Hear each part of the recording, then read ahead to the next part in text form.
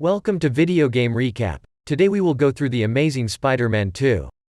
The events in this game occurs 2 years after the death of Uncle Ben. We meet Spider-Man overlooking the city explaining how his will to catch the killer who killed Uncle Ben. One night while fighting some criminal called Herman Schultz, he is told that there is a gang war happening between the Russian gang and the New York Mafia. He is also told that the name of the guy suspected to have killed Uncle Ben is named Carradine, a black market gun merchant. Herman then manages to run away before Spider-Man manages to call the police. The following day Spider-Man goes to Comic Stand to meet Stan Lee and discuss about how he is sorry that he trashed his apartment in the previous game. Stan Lee tells him it is okay and he should come around anytime he needs inspiration. After tapping into the surrounding cell towers in New York, Spider-Man overhears a thug calling Carradine to arrange a gun sell. Spider-Man manages to go the meeting place but a car chase ensues and hostage is taken. While saving the hostage, Carradine manages to escape. When Spider-Man catches up to him he finds that he has been killed but a mysterious killer who leaves a sign on the scene written CK and who the press is calling Carnage Killer. Peter Parker then goes to talk to Aunt May who tell him that she is happy that this chapter is closed. There is nothing that can bring Uncle Ben back but at least they know the killer is not hurting other people. Herman Schultz the criminal who got away then goes to Oscorp to steal equipment.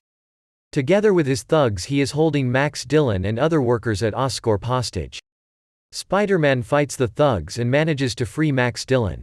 He tells Max Dillon he is his eyes and ears of New York. Max Dillon looks to be very proud that Spider-Man has recognized him.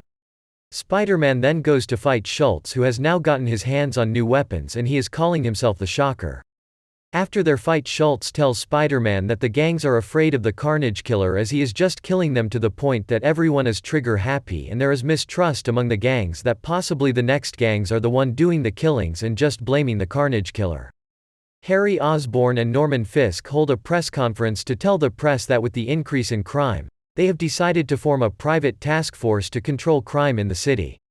The task force will be given levitating hovercrafts from Oscorp while Fink will provide the manpower and the finance. During the handshake at the press conference Fisk tells Osborn that he is still willing to buy his company. Osborn refuses and Fisk tells him he will just wait till he dies like his father did. One day while fighting some bad guys, Spider-Man notices that someone is handling the criminals and tying them up. One of the criminals has a note attached to him that is signed Kraven the Hunter. Spider-Man is curious to find out who this hunter is. Later on after fighting some criminals he is met by a large Russian guy who identifies himself as Kraven the Hunter. He tells Spider-Man that he is impressed by his skills but offers to make Spider-Man a true hunter like himself. He then gives Spider-Man his card to contact him when he is ready to be trained. Spider-Man then contemplates that it will be a good idea to at least gain some extra skills from a man like Kraven as he had no previous training before becoming Spider-Man. He then makes an appointment with Kraven as Peter Parker from the Daily Bugle in order to get more insight. Peter Parker then goes to Kraven's loft. They then discuss about the idea of the task force and Kraven is not a big fan as he believes they are just puppets for Fisk. He also shows Peter a room where he keeps dead cross species that he managed to kill. But he informs Peter that he does not like killing as he considers life very precious and only kills as the last resort. He tells him as a man with great power he has responsibility to the people. This moves Peter as it is his principle. He leaves the loft with a newfound respect for Kraven. Spider-Man then goes to meet Kraven. They agree to go into partnership to catch the Carnage Killer. Kraven will help Spider-Man with his hunting skills and will be directing Spider-Man with removing criminals off the street. Kraven then teaches Spider-Man how to tail criminals so that he is able to get to the top of the criminal chain.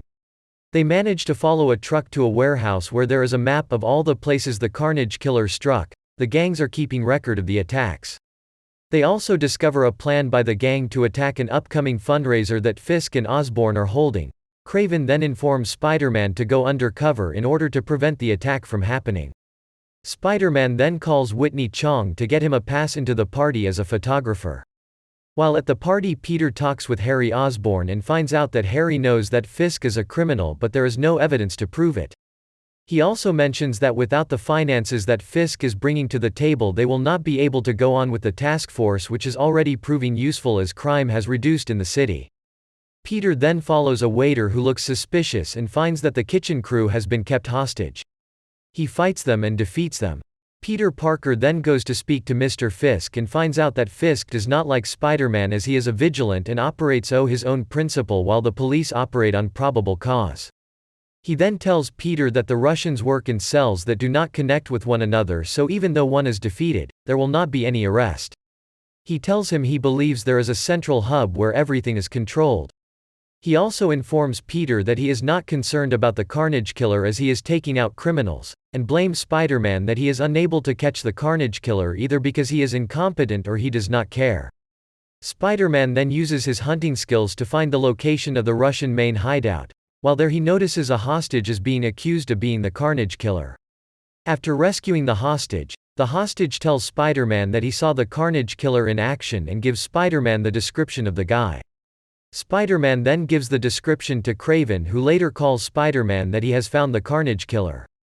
Spider-Man then meets Kraven on top of a building and observes Cletus aka the Carnage Killer threatening a thug. Kraven tells Spider-Man to just observe, but Spider-Man jumps in to fight Cletus in order to prevent him from killing the thug. Spider-Man then fights Cletus and easily defeats him. He then argues with Kraven that Cletus would have killed the guy had he not stepped in. Kraven then tells him that he wants to unleash his killer instinct. Spider-Man says he will never be a killer, but Kraven warns him that then there will always be a bigger predator than him. We are then shown that Cletus has been taken to Ravencroft Mental Institute and they plan to do some experimentation on him. Over the telephone, Spider-Man overhears that since the Russians have been defeated, there is a new gang leader in town calling himself the Kingpin. He also receives a call from Whitney Chong informing him that the task force has raised their suppression level to level 2 and will actively be looking for him.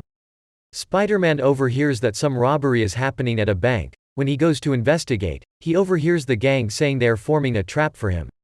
He soon finds that Felicia aka the Black Cat is the leader of the gangs. After her defeat, Black Cat tells Spider-Man that the Kingpin, whose real name is Fisk, gave her experimental DNA in order to give her superpowers. Fisk then ordered her to kill Spider-Man, but she did not feel like it as she has some special feelings for Spider-Man. Spider-Man then offers her that she should go to prison to pay for her crimes, but she says she will be as good as dead if she goes to prison. She then escapes and Spider-Man lets her go. Spider-Man then realizes that he was being used by Kraven and Fisk to eliminate Fisk's opponent to create a vacuum of power which will allow Fisk to become the Kingpin. Peter Parker then goes to talk to Harry about this realization. Harry then checks the financial records and confirms that Fisk has been paying Kraven as a security consultant using Oscorp name in order to make Oscorp look bad.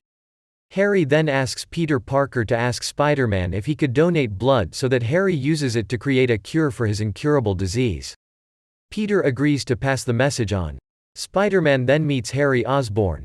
Harry asks him for his blood, but Spider-Man refuses, saying that the last time people used his blood they ended up killing a lot of people, so there is need to do more research on the subject. Harry gets disappointed about this response and notes that he is on his own and he will find a solution by himself. Spider-Man then questions whether he did the right thing or not. Spider-Man then goes to Kraven's loft to ask him why he betrayed him. He is captured by Kraven after being shot with a tranquilizer dart. Kraven then takes Spider-Man to the park where he gives him an antidote against the tranquilizer. He tells Spider-Man he wants to fight him at the best of his ability. Spider-Man fights and defeats Kraven. After the fight, Kraven tells him that they are experiments happening at Ravencroft orchestrated by Fisk as he is the main donor to the facility. He also gives Spider-Man a map to Fisk building in order to go and confront him. Spider-Man then follows a group of street thugs to find the hideout being used by Fisk. He confronts Fisk and they have a big fight which Spider-Man wins. Spider-Man then confronts Fisk about the accusation of Ravencroft and eliminating other gang members. Fisk denies all the accusation and tells Spider-Man that he is a smart man and he did not leave any trace. Spider-Man then hacks into the system that Fisk uses, but during the procedure lights go off and a message comes telling people that Max Dillon, now known as Electro, has escaped from a possible experimentation. Spider-Man then rushes out to fight Electro, leaving Fisk alone, saying he will be ready next time they meet. During the fight with Electro, Spider-Man learns that Electro was also being kept at Ravencroft where they did a lot of experiments on him. After defeating Electro, Spider-Man then vows to go and destroy Ravencroft. Harry Osborn then receives a call telling him that Fisk is planning on taking over Oscorp, He then takes the spider venom that was left by Peter Parker's father to inject himself. At Ravencroft, Cletus Cassidy is being experimented on and he get a cardiac arrest and soon turns into Carnage. Spider-Man then goes to Oscorp after hearing that the task force has raised their suppression level to Phase 3, the highest level. Upon arrival he fights task force thugs on floating hovercrafts and defeats them. Harry Osborn then flies out of the Oscorp tower in his full Green Goblin attire. He tells Spider-Man that Harry Osborn is dead and that the Goblin has taken over. He promises to do whatever it takes to survive no matter who he has to kill. Spider-Man and Goblin go on a chase in New York with Spider-Man trying to catch Goblin and prevent him from attack civilians. They then fight on top of a building and Spider-Man manages to defeat him. Goblin then asks Spider-Man to kill him, but Spider-Man tells him it is the easy way out and he needs to live and fight the disease that he has. Spider-Man then receives a call that there has been an incident at Ravencroft prison. When he gets there, he finds out that Cletus Clay has gotten out and that he is planning on infecting other inmates to be like him and cause carnage to the world. Spider-Man then fights his way into Ravencroft and faces Cletus as Carnage. He fights him and defeats him. Spider-Man then goes and talks to Stan about his journey and Stan Lee tells him to keep fighting in order to make his dad and uncle proud. Fade to black.